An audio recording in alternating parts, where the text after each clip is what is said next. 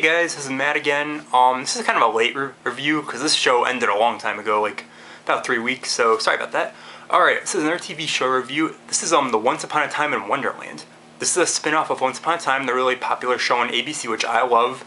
That's about the fairy tales and stuff, and one of my favorite shows of all time, probably. I think it's brilliant. And I was really interested to see the spin-off because Wonderland, anything with Wonderland, I love.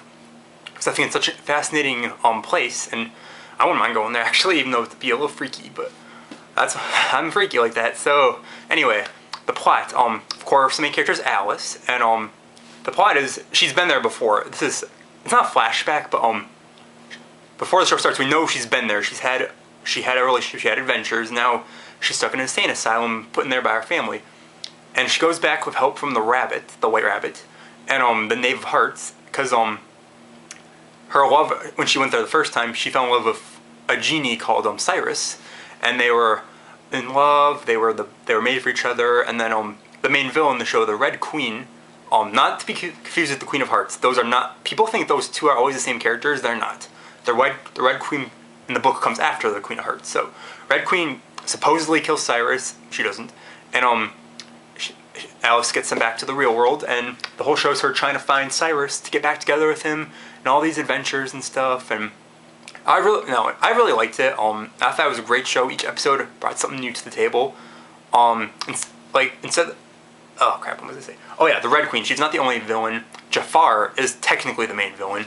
So she and him are the baddies. Alice and the Knave of Hearts are the good guys. And the Knave of Hearts, I love this character. He's your typical British guy that always says, "Oh bloody hell," and like bloke and stuff like that. So he was cool. We get flashbacks of each character. These are the people that made Lost made this too, so you kind of expect that because Once Upon a Time was like that too, where we have the present and then we have the flashbacks to the past. Nothing different here. We have flashbacks of Alice, the Knave, the Queen, who turns good in the end. Well, in the middle, near the end of the end of the series, not the very last episode, but she and the Knave were actually very close together, and she totally pushed him away from money and fame, and she became the Red Queen. She married the Red King.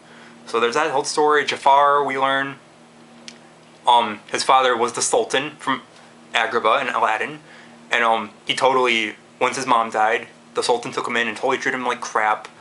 And then Jafar, he got really angry and went to a sorceress for help, which was the sorceress is Cyrus's mom, the genie, and she taught him all about magic, and he transformed. Once they got really close too, and once Jafar got powerful enough, he transformed her into his snake staff, which is the snake staff you see in the Disney's Aladdin. So that's her.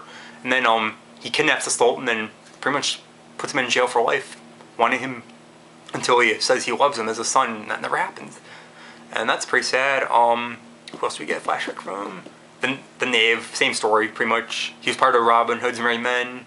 He met the Red Queen, and pretty much that. Once she left him, he got all heartbroken, and he met the Queen of Hearts, and she took his heart. Now he has no heart.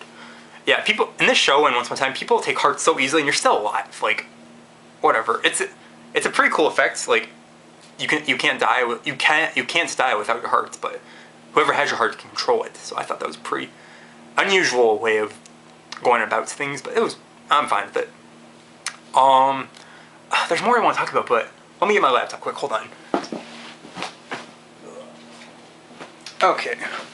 Because there's some other things I want to talk about episode-wise, so I'm going to just bring up the episode list here. Give me 1 minute. There's so many characters, like, it's cool how many characters from, like, fairy tales are. It's not just fairy tales too, it's like, they're not adding, like literature characters, like Greek mythology characters. So I'm going to look on the episodes here and see what else I want to talk about.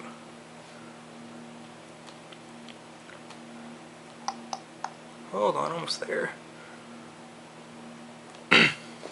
Okay, here we go. So,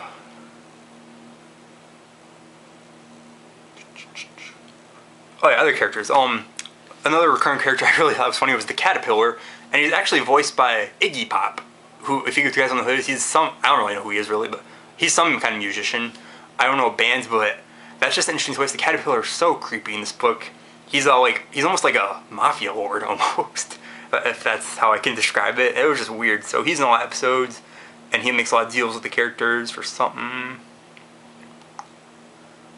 And then in one episode, Alice's father actually gets brought to Wonderland because he does not believe her, and their relationship is kind of tested. So that happens.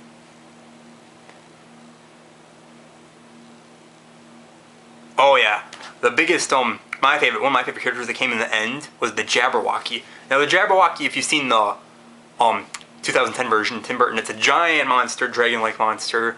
Not the case here. The Jabberwocky in this one, I was expecting the same thing, but it was a woman, and she creepy as hell. Like she's very animalistic. Like every scene she's in, she's like always like crouching or like pouncing on something or like sitting really animal-like.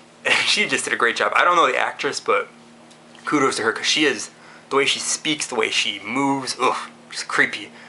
And yeah, she pretty much can hear all your thoughts. She can control what you think. Creepy stuff. So I really liked her. I don't like the way they ended it with her, so I hope she comes back.